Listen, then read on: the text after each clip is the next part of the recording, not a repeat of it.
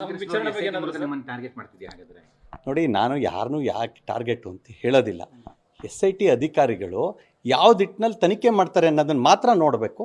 ಈ ದಿಟ್ಟಿನಲ್ಲೇ ತನಿಖೆ ಮುಂದುವರಿಯುತ್ತೆ ಅಂತ ಹೇಳಿದ್ರೆ 15 ಲಕ್ಷ ತಪ್ಪಿತಸ್ಥರು ಹಾಸನ ಜಿಲ್ಲೆಯಲ್ಲಿ ಸಿಗ್ತಾರೆ.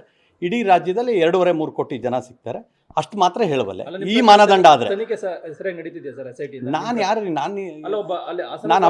ನಾನು ಅಂಪೈರ್ ಅಲ್ಲ. ನಾನು ಹೇಳ್ತಿರೋ ಸಿಂಪಲ್ಲು. ಡೇ 1 ಹೇಳ್ತೀನಿ, ನನ್ನ ಸ್ಟ್ಯಾಂಡ್ ಇವತ್ತು ಇದೇ ಇರುತ್ತೆ, ಹೋದ ತಿಂಗಳು ಇದೇ ಇತ್ತು, ಮುಂದಿನ ತಿಂಗಳು ಇದೇ ಇರುತ್ತೆ. ನಾನು ಯಾವುದ್ರ ಬಗ್ಗೆ ಈ ಪರ್ಟಿಕ್ಯುಲರ್ ಎಪಿಸೋಡ್ ಬಗ್ಗೆ ಕಮೆಂಟ್ ಮಾಡಲ್ಲ. ನೀವು ನನ್ನ ಸಿಬ್ಬಂದಿ ಅಂತೇಳಿ ಹೇಳಿದ ಕಾರಣಕ್ಕೆ ನನಗೆ ಇಡೀ ಕ್ಷೇತ್ರದಲ್ಲಿ 1 ಲಕ್ಷಕ್ಕೂ ಹೆಚ್ಚು ಜನ ಕಾರ್ಯಕರ್ತರಿದ್ದಾರೆ. ಜಿಲ್ಲೆ ಲಕ್ಷಾಂತರ ಜನ ಕಾರ್ಯಕರ್ತರು, ಭಾರತೀಯ ಜನತಾ ಪಾರ್ಟಿ ಕಾರ್ಯಕರ್ತರಿರುತ್ತೆ. ಅವ್ರಿಗೆ ಯಾವುದೋ ಸಮಸ್ಯೆ ಆದಾಗ ಬೆನ್ನು ತೋರಿಸಿ ಹೋಗೋ ಅಂಥವನಲ್ಲ.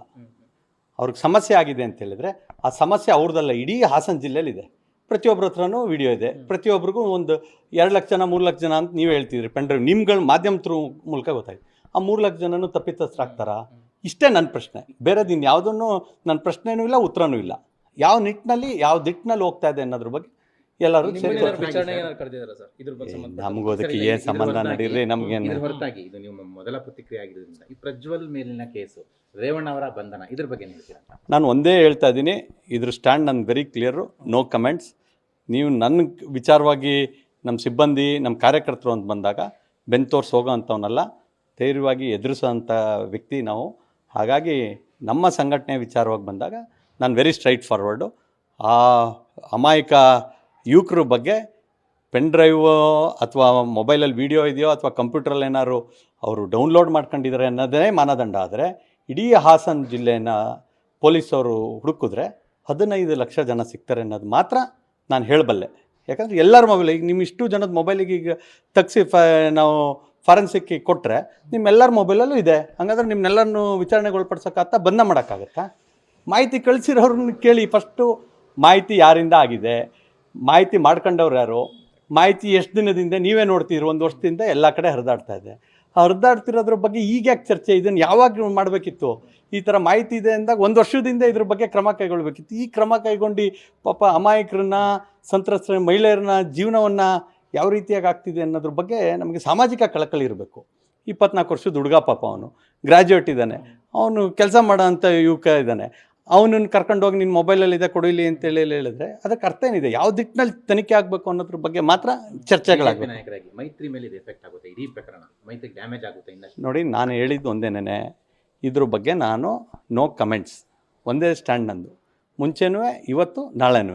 ಇದರೆಲ್ಲದ್ರ ಬಗ್ಗೆ ಬೇರೆ ಬೇರೆ ಸಂಬಂಧಪಟ್ಟಂಥವ್ರು ತೀರ್ಮಾನ ತಗೊಳ್ತಾರೆ. ನನ್ನ ವಿಧಾನಸಭಾ ಕ್ಷೇತ್ರ ನನ್ನ ಜಿಲ್ಲೆ ಆಗಿರೋದ್ರಿಂದ ನಾನು ಬೆನ್ನು ತೋರಿಸಿ ಹೋಗ್ಲಿಕ್ಕಾಗೋದಿಲ್ಲ. ಇರೋ ಅಂಥ ವಿಚಾರಗಳನ್ನ ನೇರವಾಗಿ ನಿಮ್ಮ ಹೊತ್ತಿಗೆ ಹಂಚ್ಕೊಳ್ತೀನಿ. ನಾನು ನಿಮ್ಗೆ ಹೇಳಿದ್ದು ಅರ್ಥ ಆಗಲಿಲ್ಲ. ನಾನು ಯಾವ ವಿಚಾರಕ್ಕೂ ಕಮೆಂಟ್ ಅಲ್ಲ, ಡಿಸ್ಕಷನ್ನು ಮಾಡೋದಿಲ್ಲ. ಯಾಕಂದರೆ ನನ್ನ ಸ್ಟ್ಯಾಂಡ್ ಕ್ಲಿಯರ್ ಇದೆ. ಮೊದಲನೇ ದಿನದಿಂದ ಇವತ್ತು ತನಕ ಒಂದೇ ಒಂದು ಡಿಸ್ಕಷನ್ ಮಾಡಿಲ್ಲ ನಾನು. ಮೈತ್ರಿ ಆದಾಗಿಂದ ಇಲ್ಲಿ ತನಕ ಈಗಲೂ ಡಿಸ್ಕಷನ್ನಿಗೆ ನಾನು ಮಾಡೋದಿಲ್ಲ. ನನ್ನ ಸ್ಟ್ಯಾಂಡ್ ಒಂದೇ. ನಮ್ಮ ಕಾರ್ಯಕರ್ತರು ಅಂತೇಳಿ ಹೇಳಿದರೆ ನಮ್ಮ ಕಾರ್ಯಕರ್ತರ ಪರವಾಗಿ ಯಾವುದೇ ಕಾರಣಕ್ಕೂ ಈ ರೀತಿಯಾದ ತನಿಖೆ ಆಗುತ್ತೆ ಅಂತೇಳಿ ಹೇಳಿದರೆ, ಸಂತ್ರಸ್ತರ ಪರವಾಗಿ ಯಾವ ರೀತಿಯಾಗಿ ಸರ್ಕ್ಯುಲೇಟ್ ಆಗಬಾರ್ದು ಅನ್ನೋ ಕಾಳಜಿಯನ್ನು ಇಟ್ಕೊಂಡಿದ್ದಾರೆ. ಅದೇ ತಪ್ಪು ಅನ್ನಂಗಾದರೆ ಆ ತಪ್ಪಿಗೆ ನನಗೇನು ಕಮೆಂಟ್ ಮಾಡಲಿಕ್ಕೆ ಗೊತ್ತಿಲ್ಲ. ನಾವು ಹೇಳ್ತಾ ಇರೋದು ಸಿಂಪಲ್ಲು, ಸಂತ್ರಸ್ತರ ವಿಡಿಯೋ ಸರ್ಕ್ಯುಲೇಟ್ ಆಗಬಾರ್ದು. ಆ ನಿಟ್ಟಿನಲ್ಲಿ ಇವತ್ತು ನಿಮ್ಗಳ ಮೂಲಕ ಮನವಿಯನ್ನು ಮಾಡ್ತೀರಿ. ಯಾರೆಲ್ಲರ ಹತ್ರ ವಿಡಿಯೋ ಇದೆ, SIT ಏನು ಮಾನದಂಡ ಆಗಿದೆ, ಸರ್ಕ್ಯುಲೇಷನ್ ಕೊಟ್ಟಿದೆ, ಆ ಪ್ರಕಾರ ಡಿಲೀಟ್ ಮಾಡಿ. ನಿಮ್ಮ ಯಾವುದೇ ಹಾರ್ಡ್ ಡಿಸ್ಕ್ ಇರಲಿ, ಯಾವುದೇ ಇರಲಿ, ಅದರಿಂದ ದಯಮಾಡಿ ಅದನ್ನು ಡಿಲೀಟ್ ಮಾಡಿ. ನಮ್ಮ ಸಾಮಾಜಿಕ ಜವಾಬ್ದಾರಿಯನ್ನು ನಾವೆಲ್ಲರೂ ಅರ್ಥಕೋಬೇಕು ಅನ್ನೋದು ನನ್ನ ಮನವಿ ನಿಮ್ಗಳ ಮೂಲಕ. ನಾನು ಒಂದೇ ವಿಚಾರವನ್ನು ಹೇಳಿದ್ದೀನಿ ಮೊದಲನೇ, ನನ್ನ ಸ್ಟ್ಯಾಂಡು ವೆರಿ ಕ್ಲಿಯರು. ಸಂಬಂಧ ಇಲ್ಲದಿರೋ ವಿಚಾರವನ್ನು ನಾನು ಮಾತನಾಡೋದಿಲ್ಲ. ನಿಮ್ಮ ಪಾರ್ಟಿಯವರೇ ಸರ್, ನನಗೆ ಸಂಬಂಧಪಟ್ಟ ಈ ವಿಚಾರವಾಗಿ ನಾನು ಕಮೆಂಟ್ ಮಾಡಲ್ಲ ಅಂತ ಮೊದಲನೇ ದಿನವೇ ತೀರ್ಮಾನ ತಗೊಂಡಿದ್ದೀನಿ.